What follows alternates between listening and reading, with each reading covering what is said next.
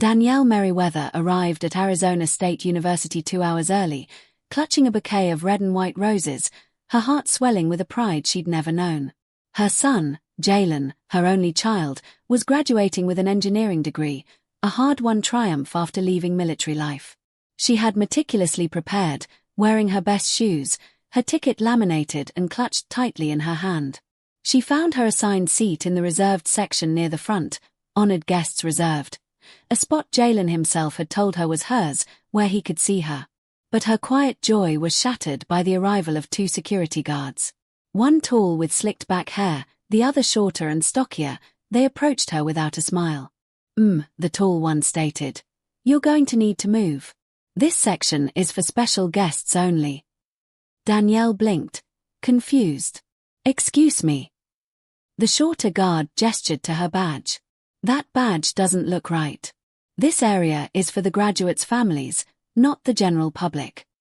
Danielle, though trembling internally, sat a little straighter, her voice calm but firm. "I am his family.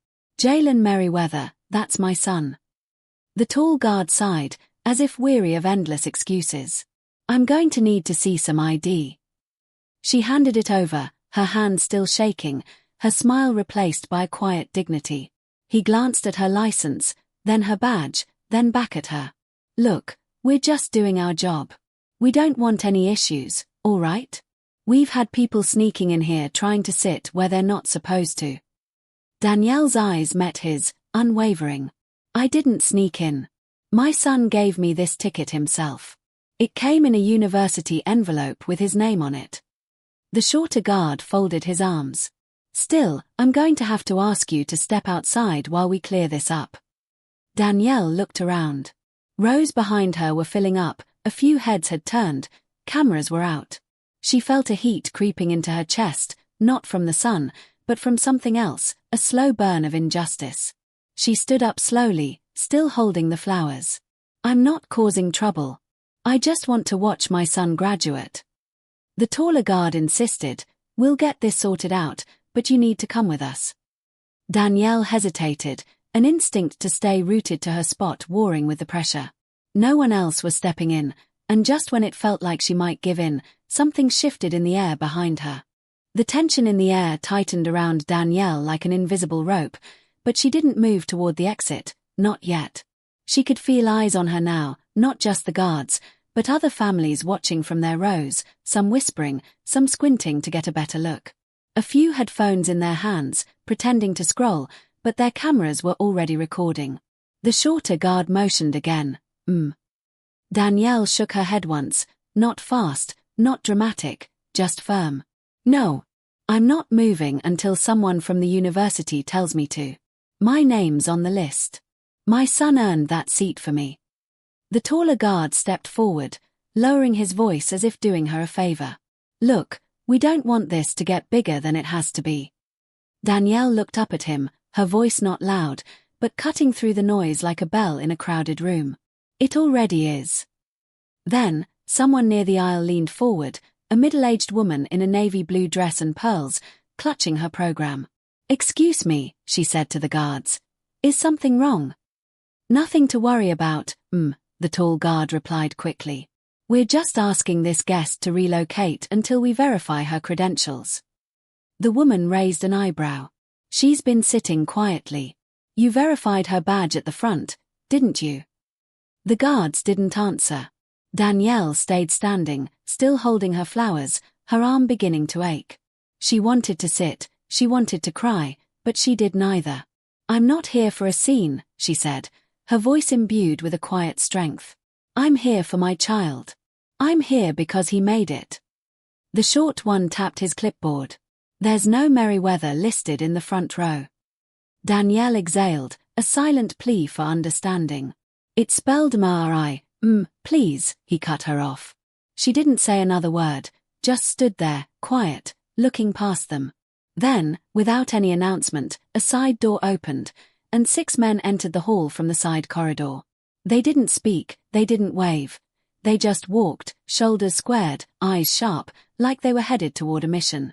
Each one wore a tailored suit, not flashy, just clean black, gray, navy. Their presence was immediate, commanding, without effort. The room seemed to lean in, conversations slowed, phones lowered, eyes tracked them as they moved. Danielle turned to see them, then froze. The tallest one, a man with salt and pepper stubble and calm eyes, broke away from the group. He walked straight toward her. The guards shifted uneasily. "You okay, Ms. Merriweather?" he asked, his voice warm, familiar, the kind of voice that didn't need volume to carry weight. Danielle blinked twice. "Hawk." He smiled. "Jalen sent us. We wanted to surprise him. Didn't know we'd need to step in." The taller guard tried to intercept. "Sir, this is a private seating area. We're in the middle of a situation." Hawk turned his head slightly, not aggressive, just direct. "What kind of situation? Because from where I'm standing, it looks like a mother trying to sit in the seat her son gave her." One of the other men stepped beside Hawk, broad shoulders, deep brown skin, clean-shaven with a calm but alert face. "She's with us," he said. "And if she's leaving, so are we." "Sir, we don't want any problems," the shorter guard said, his voice suddenly uncertain. "Neither do we," Hawk replied, his tone firm, "but you already have one." Someone in the third row murmured, "That's them. That's the guys from that Navy SEAL unit." Now more phones were up, but not because of the confrontation, but because people recognized the faces.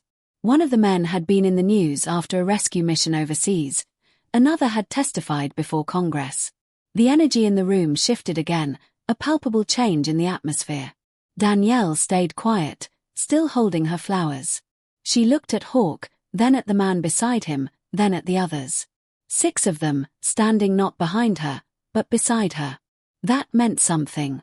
The guards exchanged a glance, then one of them backed off. "Enjoy the ceremony, the tall one muttered, defeated. Danielle finally sat down. Her seat never felt so right. But before she could breathe again, one of the SEALs leaned down and whispered something that made her heart skip. "Jalen didn't want you to sit here alone," the SEAL whispered, crouched beside her seat. His name was Trevor Banks, and Danielle remembered him now. He used to come over during training breaks when Jalen was stationed in Coronado, always polite, always quiet. He said, "If anything happens, you stand next to my mama like you would next to me." Danielle's throat tightened, but she nodded. No words would have come out if she tried. Trevor gave her a gentle pat on the arm and rose. The men didn't sit in the row behind her. They stood, some crossed their arms, others scanned the room like their instincts were still on high alert, not aggressively, not like a threat, just watchful, like they'd been trained to protect something, and right now that something was her. People kept sneaking glances. Danielle could feel it. A group of students whispered in the corner near the bleachers. A middle-aged man with a camera kept pretending to take crowd shots but never moved his lens off her row. She caught one woman actually mouthing, "What happened?" to someone 2 seats down. The answer was simple. She tried to sit in the spot her son gave her. That was it. That was the whole story. But to some folks, that was already too much. A woman in a gold pantsuit 3 rows up, leaned toward her husband and said, just loud enough, they must have thought she was a crasher. Her husband whispered something back, and both chuckled quietly. Danielle stared forward. She didn't react. She just adjusted the roses in her lap and lifted her chin. Then unexpectedly, a young man in a green graduation gown slipped over from the side aisle. He looked no older than 22, pale skin, light brown hair, freckles, nervous. He said softly. Danielle turned. "I just wanted to say I saw what happened. I'm sorry they treated you like that. It wasn't right." Danielle managed a small smile. "Thank you. I'm graduating today too," he added, then paused. "But I think your son already won the day." She chuckled. Just a little. It was enough to loosen her chest. "Thank you, baby. That means more than you know." He gave her a shy smile and walked back to his seat. The guards had retreated to the back corner of the hall now, whispering with a faculty coordinator. A woman with a headset and a clipboard kept glancing toward Danielle's row. She looked flustered, like someone told her something she didn't want to hear. Too late. Another person came forward, this time a woman in her 50s wearing a maroon blazer. She looked like part of the graduation committee. "Merriweather?" she asked gently. Danielle braced herself. "I just wanted to let you know your seating was correct. We apologize for the confusion, and if you'd prefer, we've arranged a separate seat for you and your guests up near the stage." Danielle looked over at Hawk, who raised an eyebrow like, "You want to move, you say the word." She shook her head. "The seat's fine." The woman nodded. "Congratulations on your son. Everyone's talking about him." "They've been talking about him," Danielle said, a quiet fire beneath the words. "They just didn't see him." The woman's mouth opened slightly, then closed again. "Well, if you need anything." Danielle turned back around before she finished the sentence. The roses in her lap felt heavier now, not in a bad way, in a way that meant presence, like her son was already there, like the weight of this day, of all the years that led to it, finally had somewhere to rest. The graduation hadn't even started, and somehow the entire room had shifted. Phones were still out, whispers still floated, but the looks on people's faces weren't just curiosity anymore. Some looked embarrassed, a few looked thoughtful, and a couple looked changed. In the next moment, the lights dimmed and the music started, and Danielle realized her boy was about to walk across that stage. The band struck up the processional, bold and ceremonial, and the graduates began to file in, 2 by 2, down the center aisle, caps, gowns, tassels swaying. Families craned their necks for a glimpse, phones shot upward like periscopes. Cheers erupted in clusters as loved ones spotted their own. Danielle stayed seated, both hands wrapped around the stems of the roses. She didn't cheer right away. She scanned every face, every walk, waiting to find his stride in the crowd. Then she saw him. Jalen Merriweather, black cap, maroon gown, gold honor cord slung over his shoulders. His steps were smooth, head held high, not cocky, not showy, just sure, like he knew exactly who he was, like no one could tell him otherwise. Danielle's breath caught in her throat. All the years, all the nights spent praying over bills, waiting on late phone calls from overseas, writing letters that might never come back, this moment made it all real. And then he saw her. Midway down the aisle, Jalen's eyes scanned the crowd and landed on the one thing he was looking for, his mother, sitting exactly where he told her to sit. Behind her, 6 of his former teammates standing like pillars. His lips parted, not in surprise, but in relief, like he had been holding his breath since that morning and could finally exhale. He gave the tiniest nod. Danielle smiled back, tears filling her eyes but not falling yet. She didn't wave. She didn't need to. Hawk leaned over toward her and whispered, "You raised him right." "I tried," she whispered back. The ceremony continued, speeches rolled one after the other, some long, some rushed. A student representative spoke, the Dean of Engineering talked about innovation and sacrifice. There was laughter, applause, but Danielle heard most of it like background noise. Her eyes never drifted far from her son. Even when others stood, even when she clapped, she kept him in view. At one point, she glanced back at the seals behind her. They still hadn't Saturday. Trevor adjusted his jacket. The one next to him, a man with deep lines around his eyes and the kind of stillness you only learn through war, didn't blink for almost a full minute. Danielle turned back toward the stage. The rows of graduates were thinning now. It was close. They were in the M names. The announcer's voice echoed over the loudspeakers like a bell, "Jalen Anthony Merriweather." And the room erupted, not because they all knew him, but because enough people had seen what happened before, enough people had been watching since the moment she stood up and refused to leave. Some clapped, others whistled, a few shouted, "Yes, sir," like they were greeting a general. And through it all, Danielle stood tall. Jalen climbed the steps, walked across the stage with deliberate purpose, shook the president's hand, accepted his degree, and then paused. He didn't rush off, he didn't turn his back. He turned toward the crowd and raised his degree in one hand like a flag. Then, for one breathless second, he pointed it directly at her. Danielle, the one who held it down when he was gone, the one who believed in him before he ever believed in himself. Danielle's eyes burned, and this time the tears came fast. She clapped, laughed, and finally let herself cry all at once.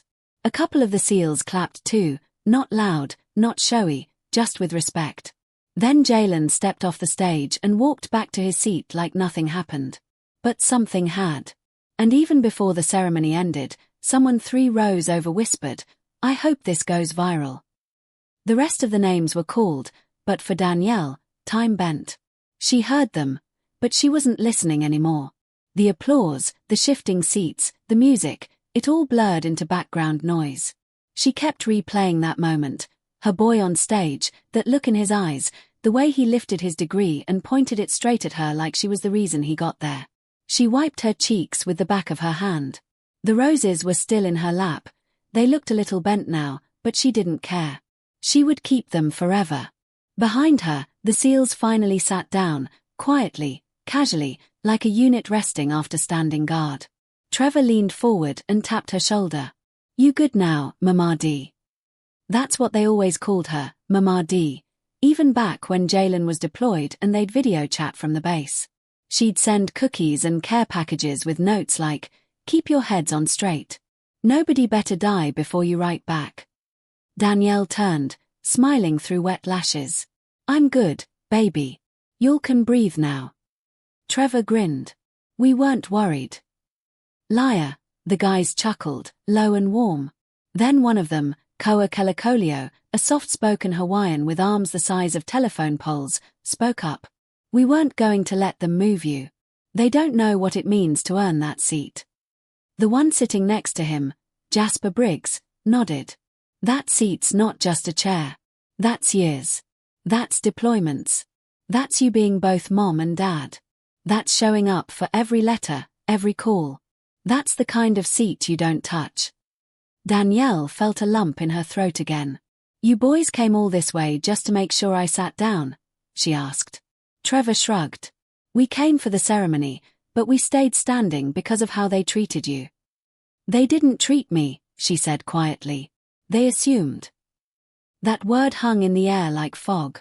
Hawk, still calm, still composed, leaned forward.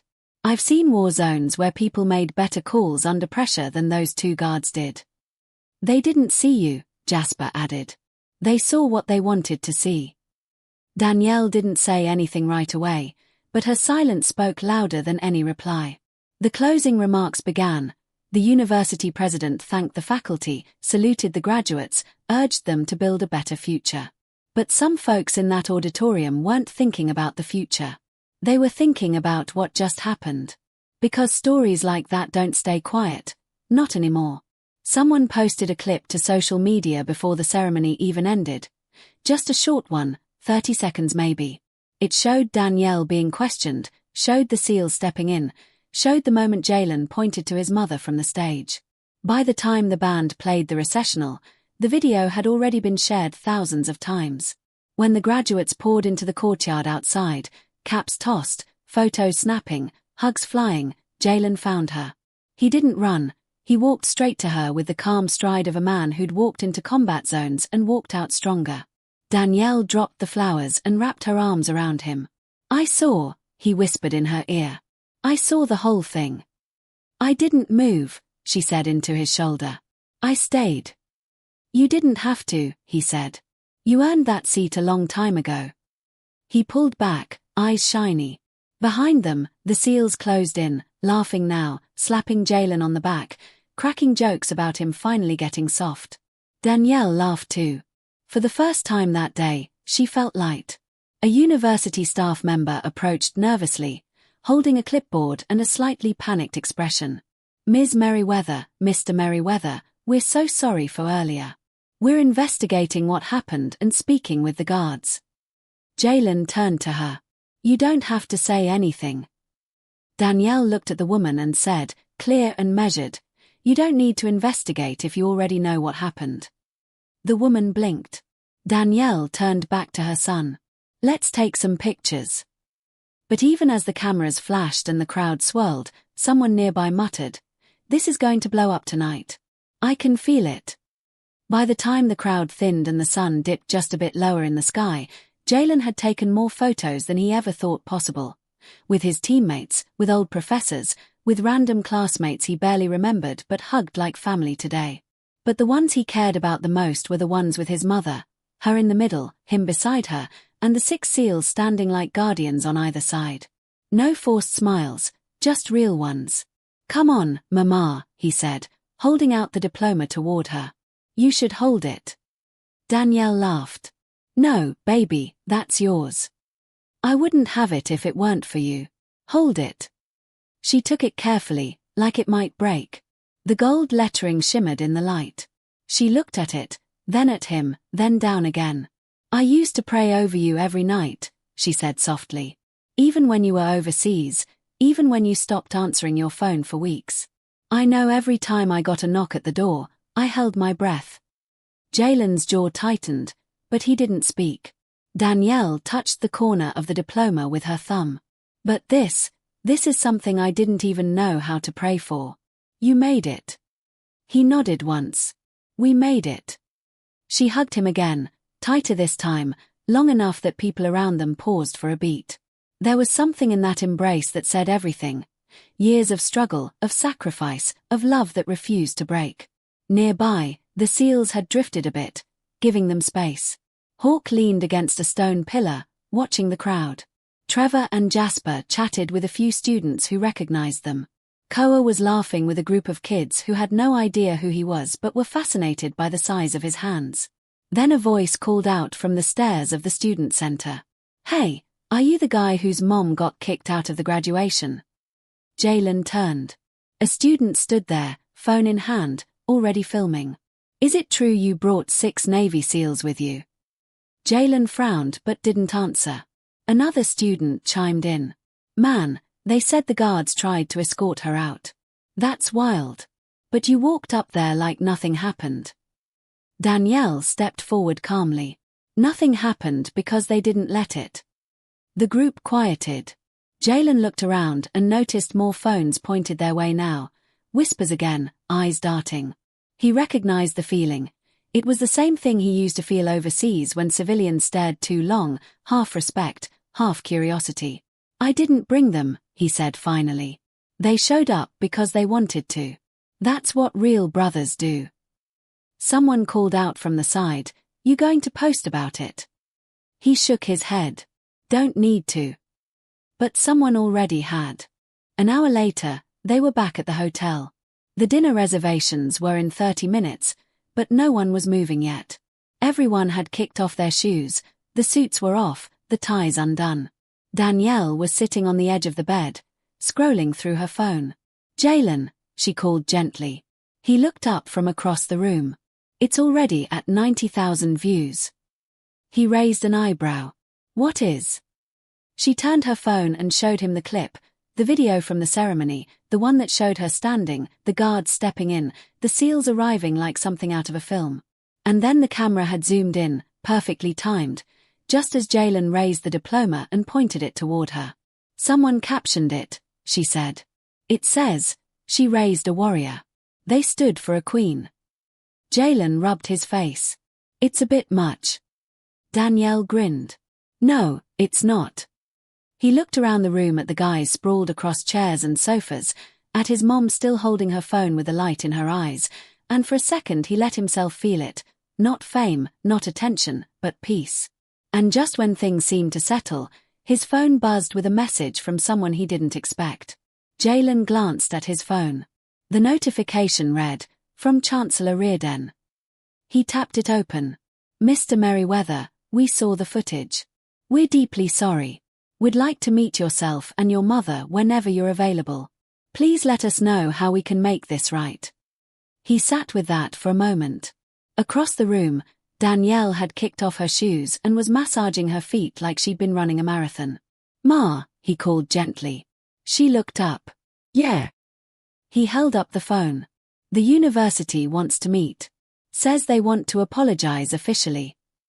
She raised an eyebrow. "Took 100,000 people watching for them to grow a conscience." He smirked. "Apparently." Danielle didn't answer right away, just went back to scrolling, her lips tight in thought. Then, "Tell them I'm busy." "Seriously?" She nodded.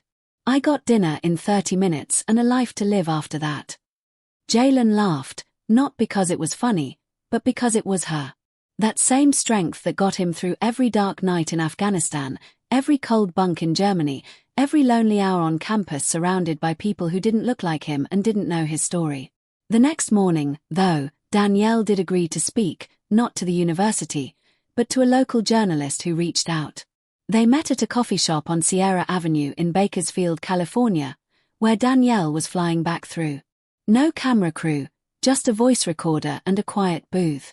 The reporter asked, "What made you stay seated even when they told you to leave?" Danielle stirred her coffee, then looked her straight in the eyes. "I didn't stay because I was trying to prove anything," she said. "I stayed because I belonged. My son told me where to sit. I believed him more than I believed them." And the SEALs, they didn't raise their voices, they didn't threaten anyone. They just showed what real support looks like: quiet, solid, unshakable. The interview ran the next day.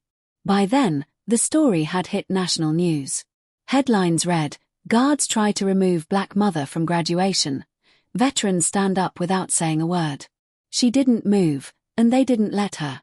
When respect looks like protection." People posted their own takes. Some called it a lesson in dignity. Others called it a moment that showed what real manhood looks like. Some brought up race, others tried to ignore it, but the truth was baked into the footage.